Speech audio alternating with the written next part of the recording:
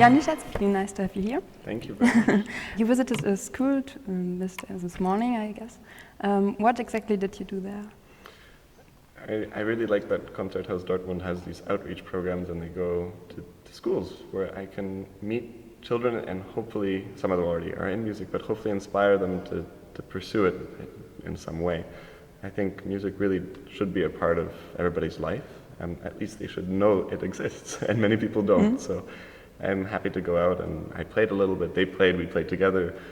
I talked, I showed them a few things, and I hope to give them just an hour of fun in music. Mm-hmm. You also met children who already played the piano there. You started at age 5, I guess, very early. Was it your own idea to start with the piano? It was actually an idea of a preschool teacher I had. I was developed advanced in school, and I just was very high energy. So they thought that perhaps putting me into piano would calm me down a little bit. It did actually calm me down a bit. If I don't practice still, you can see that I have way too much energy at the end of the day. Okay. So I still have to practice to keep it cool. And everything developed quite fast. You won several competitions and were early hyped as, I know you don't like the word, but piano prodigy. So how did it make you feel? How did you feel about that word or title?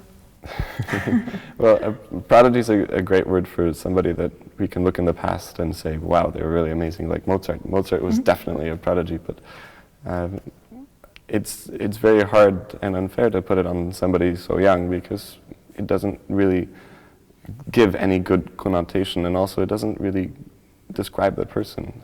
I was working hard, but I was really also enjoying what I was doing. I was just having great fun, and if I started playing concerts, that's great, but it was never my dream actually to become a musician. And yet you seem to be a quite normal, natural person. How did you manage to keep your feet on the ground with all that trouble around you? Well, I have a great family, first of all. My mom usually travels with me, and my dad as well, very frequently. So that's very important when you're on the road so much and when you don't get time to be at home. I always went to a normal school until I started university. Even though I was traveling a lot, I would be in a class whenever I was home, which was also great to stay grounded that way. Mm-hmm. Plus, I simply treat this as having fun, not really a job. And how do you manage to just study at university whilst traveling the world so much? It's probably the hardest challenge, because I've learned how to learn new repertoire while traveling. That's hard by itself. Or how do you do this?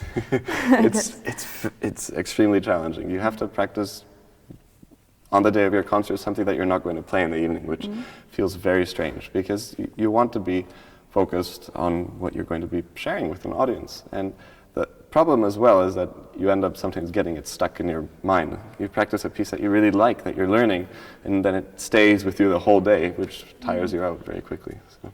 So you're going to turn 20 this year.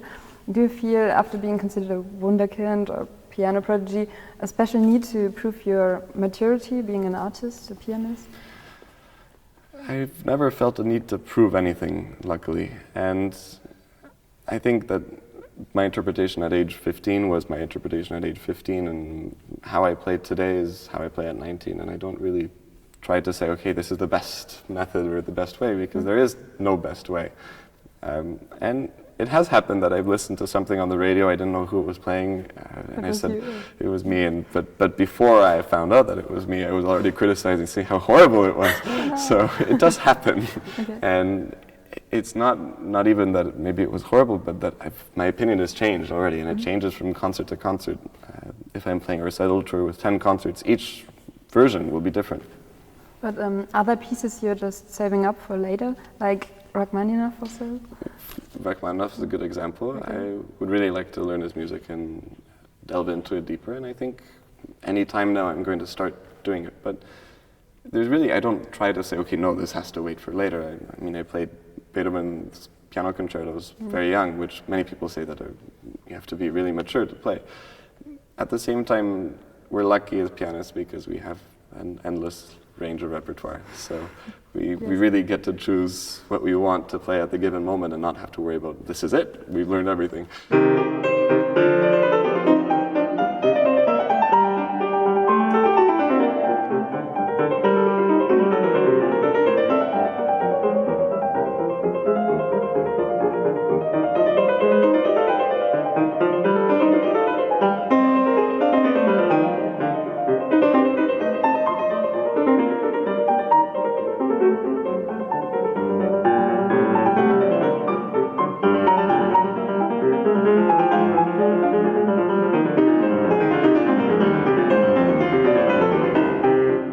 last recording, were the Chopin Etude, Opus 10 and 25.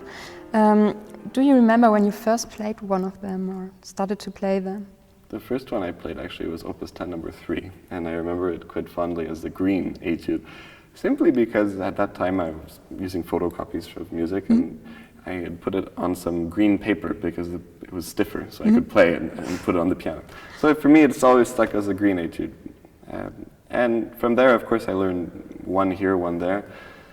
Only when I started having more of them, I started to understand that Chopin had a concept in the etudes and that it really made sense to learn all of them. Some cycles are just cycles, but this is really a story, and it's like a sonata in many ways, because you have every movement, which is each etude, is important, and without the next movement, it feels a little bit disjointed. I've always felt a little bit awkward playing, for example, one etude out of context now, after learning the whole thing, because I feel that it has more importance when you hear what's before and after. You were just 18 years old when you recorded them. Does it need somewhat like a special kind of guts to record them at this age after so many really well-known interpretations? Yes and no. I felt that I had something new to say, but because these etudes are very technical, many people, when they record them, it's simply difficult to play them musically. And it's not on purpose, and of course they are etudes, they are studies, it's something which you're supposed to perfect or practice or work on. But I wanted to show in the recording the more musical and melodic side, and that's why I do like saying that they're poems, because they do have a story. Sometimes it's easily overlooked, but Chopin has a unique talent of creating this beauty, even in something which is extremely difficult.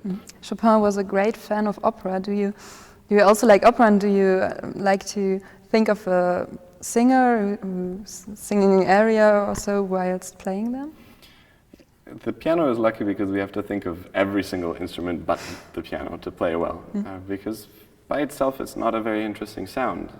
It's dry, it's percussive, you can't sustain a note, so we have to try to think of an orchestra, any instrument in particular, or a voice. And Chopin in particular, of course, liked the voice, and he always told his students, chante, chante, sing, sing.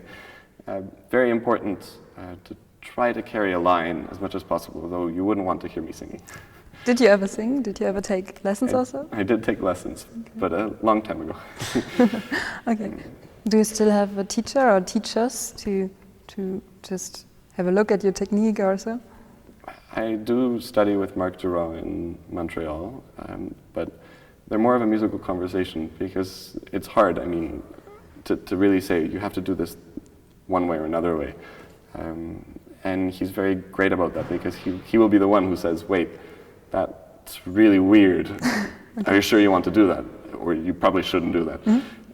But you could do it if you wanted to. Well, I could still do it. I don't have a teacher who would tell me, no, you can't do it. So, but it's your risk. And I think another great teacher, so to speak, are concerts. You get a feeling from the audience, not so much about the critiques and what they think about you, but if you communicate in a piece, you feel like the audience is drawn in, well, then you've done something right. It may not be perfect, it may not be the way it's supposed to be, but it still has some value and gives them a nice evening at least. So you do feel a connection, or whether there's a connection at all?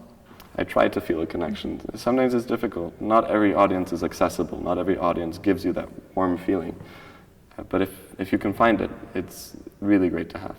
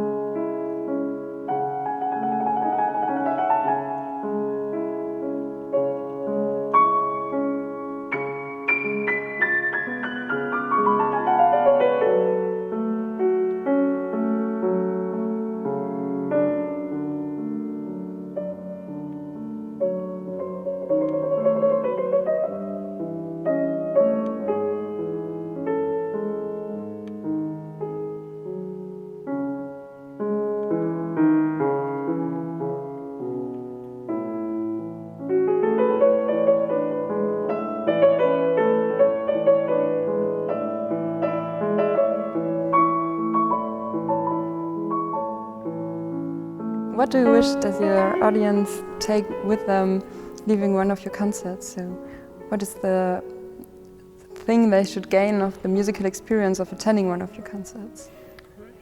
The end result should always be joy, or at least peace in their emotions. I know it sounds very overall and so on, but music really does have the power that when you sit in the audience and you listen to the concert, if it's really at a high level, and if it's something special, then you leave feeling different.